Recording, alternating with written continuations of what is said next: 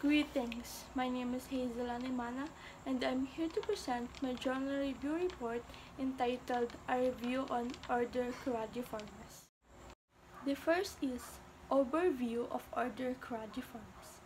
Coralliformes encompasses a vast and diverse array of bird species, including plovers, sandpipers, gulls, terns, and squaws, among others. These birds inhabit varied ecosystems from Arctic tundras to tropical coastlines, making them integral to diverse habitats. Key ecological roles: prey regulation, insect and mollusks.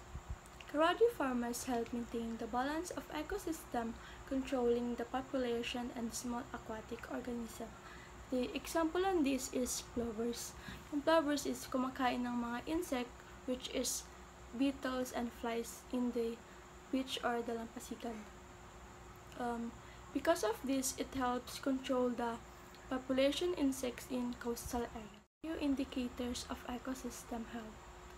Coralliformes serves as bioindicators or indicators of ecosystem health. For example, on this is the red knot.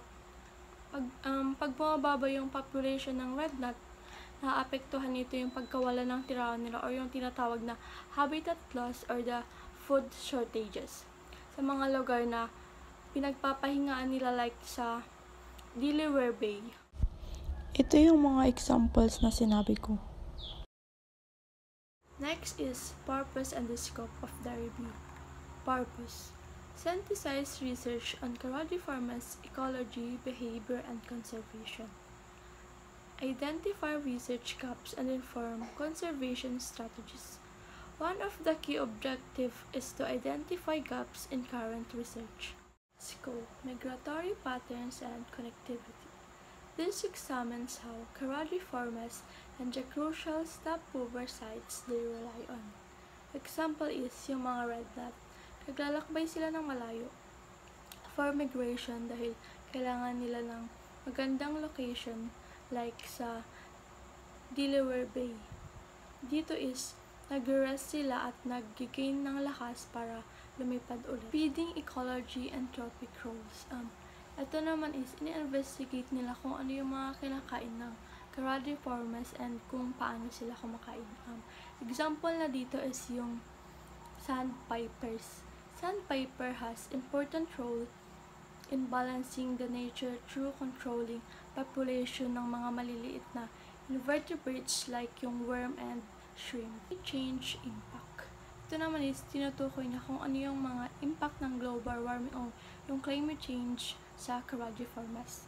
Yung example dito is shifts on migratory timing for Arctic terns or how changed temperatures impact the breeding success. Conservation challenges, habitat loss and pollution. Ito naman is kung yung mga challenge na kinakaharap ng Coralliformes including habitat loss and pollution and pag may mga taong nang gugulo sa kanila. Dito is yung snowy plovers. Nahihirapan sila sa pagkawala ng pinapanganakan nila dahil minsan may mga beach activities and may mga dumadayong turista, which is nahihirapan silang magpara. The next is importance of their view. Migratory birds connect ecosystem across continents and acts as indicators of environmental changes. Birds like Coralliformes serves as environmental indicators and are vital for monitoring global ecological changes. Multidisciplinary conservation approaches needed. First is ecology.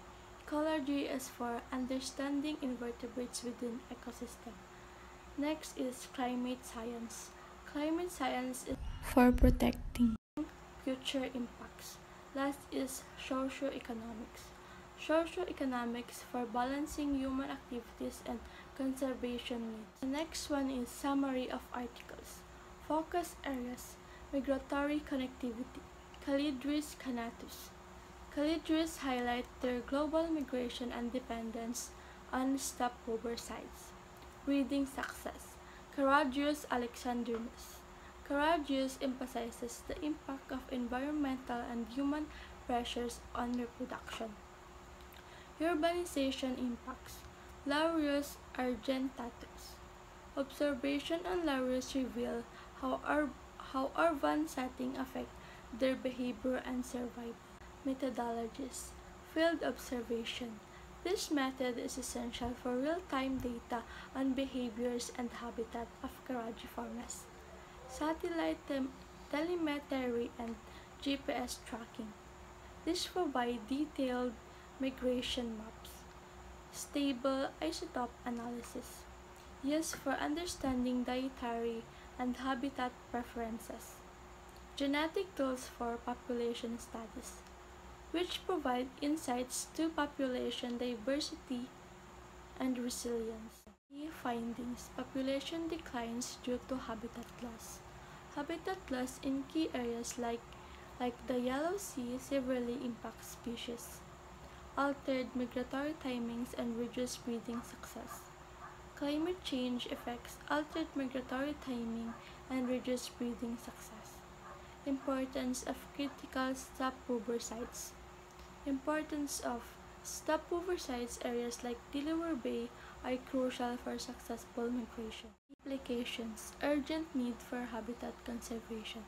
Conservation efforts must prioritize protecting critical habitats. If pinaprotektahan yung habitats nila is hindi na sila mawawalan ng tirahan at mas madali silang makakapagrami. International collaboration critical. Enhancing international collaboration to address global threats. Critical analysis. Strength. Relevance to conservation challenges. The example on this is habitat loss and impacts of climate change on Caragiformes.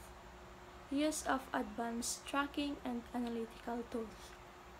Using of technologies like satellite is help to provide migration which is important sa mga stopovers and birds sa kanilang behavior. Integration of field and remote sensing data.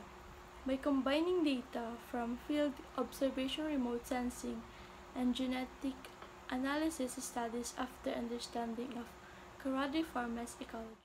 Dito naman tayo sa weaknesses. Small sample size.